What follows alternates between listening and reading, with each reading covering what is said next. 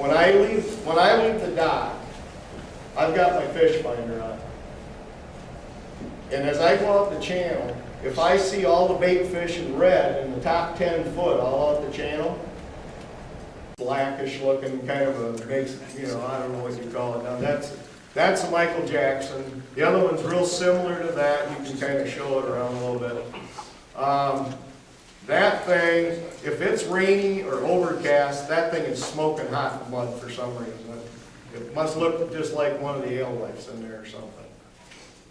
I don't see any plugs going around, so whoever's got them plugs, don't be stealing them either.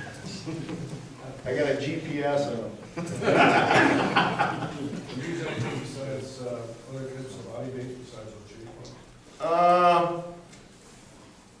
I don't usually use the J-plugs till the fall, although we used to. Mike pulls a lot of Rapalas and bombers and stuff. He might, if you jerk his chain a little bit, he might tell you about that. But when the steelheads come in June, that's one thing about the end of the pier. When everything else goes to heck, end of May, early June, a lot of times, decent kings, maybe not the big ones, 6, 8 pounders, and a bunch of dinks at the end of the pier for some reason. Those might bail out of there, and then you're wondering, well, where did all the salmon go? If you notice, early July, end of June, sometimes they disappear. They never did this last year, because it was cool all summer.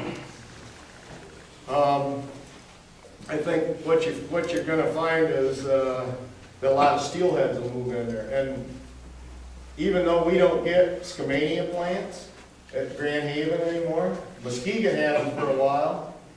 Now, the only two places are St. Joe and Manistee that get Skamania plants anymore. They don't give us any brown trout. We used to catch a heck out of brown trout in the mud. I think we caught 6 browns all last year, and I'm right where they live a lot, I mean, they like it a little warmer maybe, and all that food there, and that's how they get good and fat too.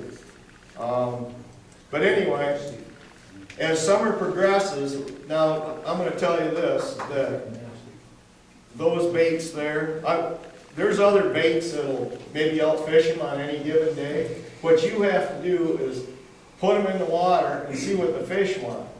If they pick 2 out of all those baits, what should you do? Run those.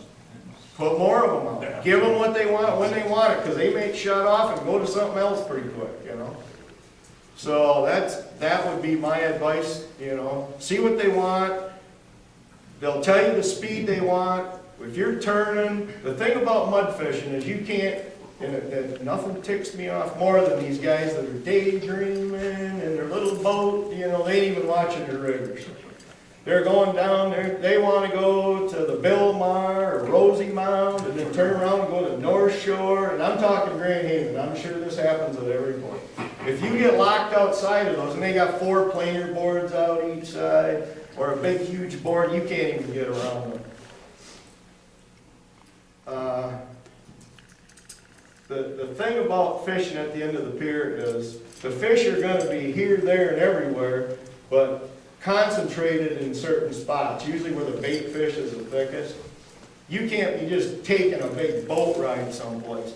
The thing about colors, I think it's 40% or maybe 30% color and 60 or 70% staying on the fish.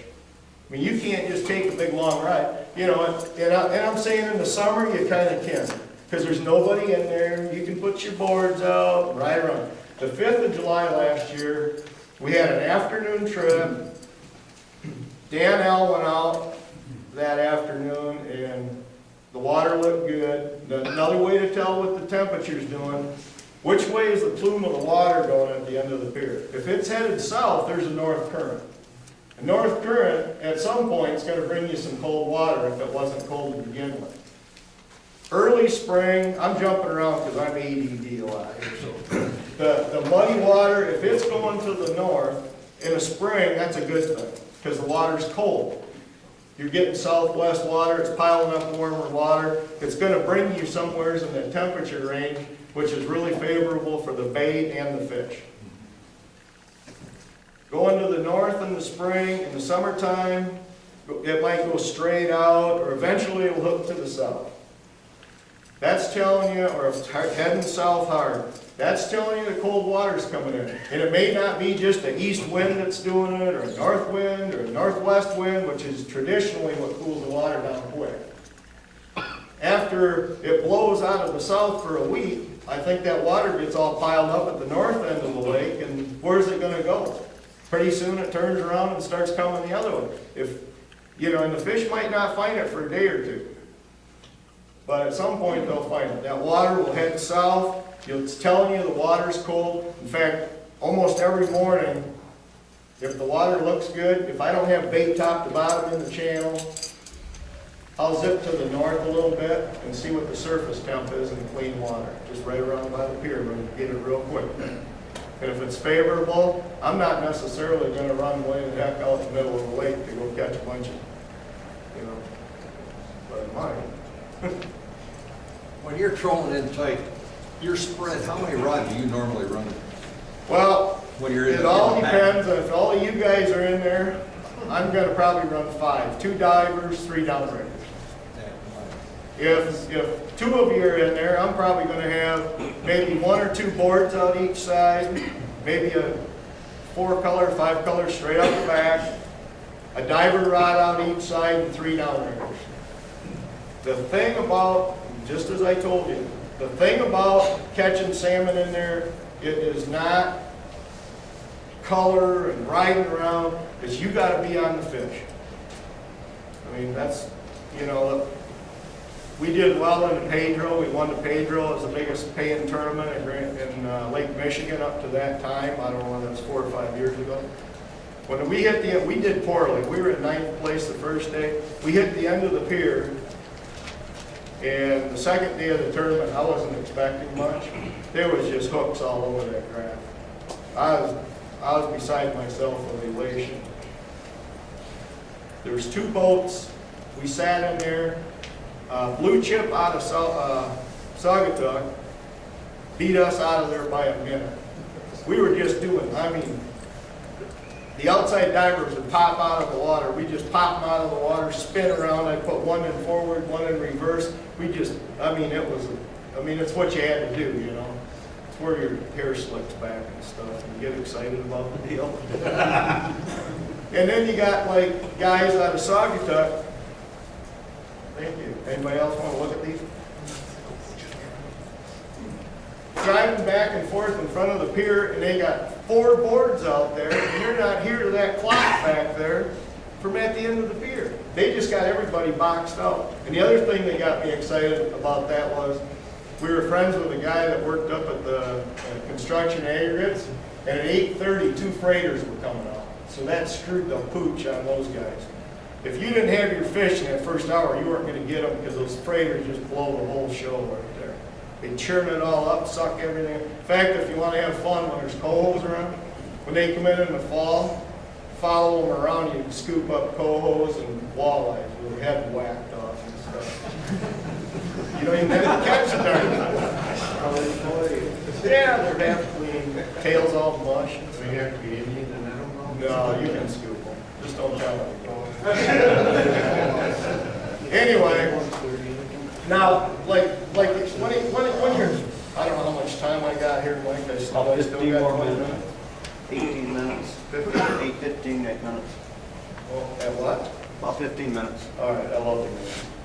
All right, what happens later in the summer is you'll notice if you want to win a tournament after about the end of June, you're not going to do it on spoons, I'll guarantee you. For some reason, they want flies. Those are my go-to flies. When the king starts staging in the mud or just outside, usually if you fish Grand Haven at all, and I'm sure the other ports are the exact same thing, because my buddy fishes in almost no water at Whitehall, gets yelled at by the guys casting off the pier a lot, but the fish are right in there tight to the pier. The hole at Grand Haven is just south of the pier. It starts about off the bathhouse and goes to almost Rosie Mountain. It's 15 foot deeper than the surrounding water, and it's usually cold in there. Those flashers are awesome in there. And if you'll notice, a common denominator with those flashes, what was it? Huh? Well, the big, it's beat up from scuffing bottom. They're all white with a mother of pearl. And I told, last year, I don't know if the guy, but the plug thing, and I'm gonna tell you, if there's a lot of guys in there, what we do is we have 2 divers, 3 downriggers. The riggers are back between 50 to 100 foot back. And we go kind of fast. So what happens is the fish will be out maybe 30, 40 foot of water. Everybody's out there and you'll see guys catching fish and you kind of want to be where the fish are biting.